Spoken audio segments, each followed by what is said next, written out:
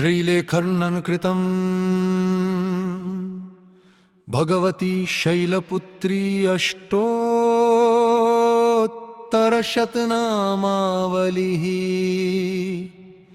अष्टोत्तरशतनामावलिः। ॐ शैलपुत्र्यै नमः,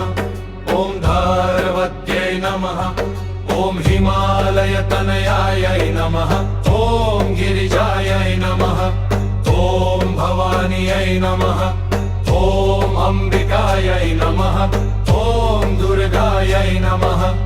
ॐ शिवप्रियायै नमः, ॐ वृषारूढायै नमः, ॐ त्रिनेत्रायै नमः, ॐ चन्द्रशेखरायै नमः, ॐ शूलधारिण्यै नमः, ॐ शक्तिरूपिण्यै नमः, ॐ जलभद्रयै नमः, ॐ सृष्टिधारिण्यै नमः, ॐ पालनकर्त्यै नमः, ॐ संहारकारिण्यै नमः, ॐ सर्वमङ्गलायै नमः, ॐ करुणामयै नमः, ॐ भक्तवत्सलायै नमः, ॐ दुःखनाशिन्यै नमः, ॐ भयहरायै नमः, ॐ वरदायै नमः, ॐ सद्भिदायै नमः, ॐ मोक्षदायै नमः, ॐ ज्ञानप्रदायै नमः, ॐ विद्धिदायै नमः, ॐ तेजस्विन्यै नमः, ॐ शुभप्रदायै नमः, ॐ कल्याणे नमः, ॐ सौम्यरूपायै नमः, ॐ उग्ररूपायै नमः, ॐ चण्डिकायै नमः, ॐ महाशक्त्यै नमः, ॐ आदिशक्त्यै नमः, ॐ जगन्मात्रे नमः, ॐ विश्वेश्वर्यै नमः, ॐ विश्वरूपिण्यै नमः, ॐ सर्वज्ञायै नमः, ॐ सर्वेश्वर्यै नमः, ॐ सर्वात्मिकायै नमः, ॐ निरञ्जनायै नमः, ॐ निर्विकारायै नमः, ॐ सगुणायै नमः, ॐ निर्गुणायै नमः, ॐ मायारूपिण्यै नमः, ॐ योगमायायै नमः, ॐ योगिन्यै नमः, ॐ योगदायै नमः, ॐ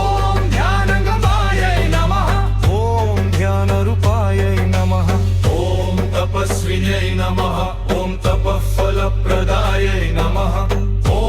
धर्मसंस्थायै नमः, ॐ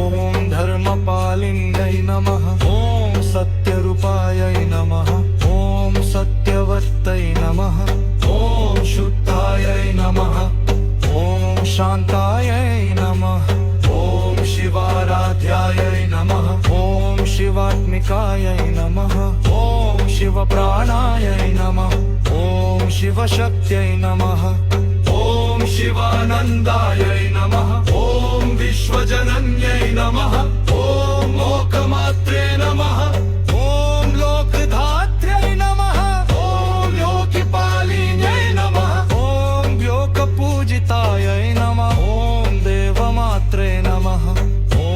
देवपूज्यायै नमः, ॐ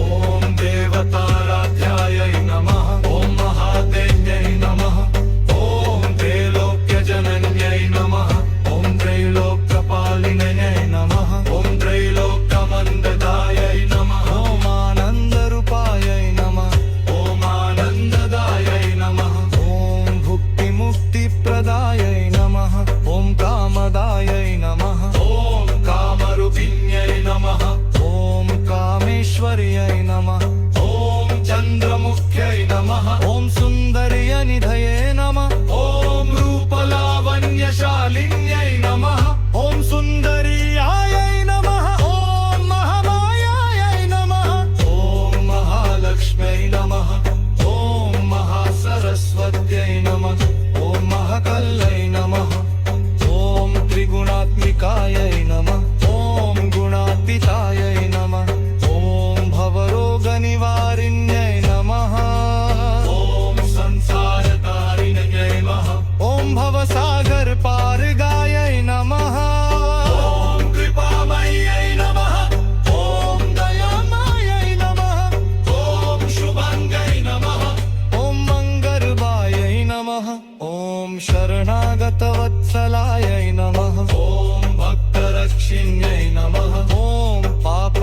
कामाक्षिण्यै नमः ॐ पुण्यदायै नमः ॐ सिद्धेश्वर्यै नमः ॐ वृद्धिदायै नमः ॐ समृद्धिदायै नमः ॐ शैलराजतनयाय नमः जलश्रुतिः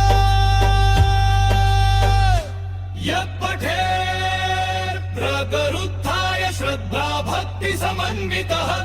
तस्य सर्वाणि कार्याणि सिद्धिं यान्ति न संशयः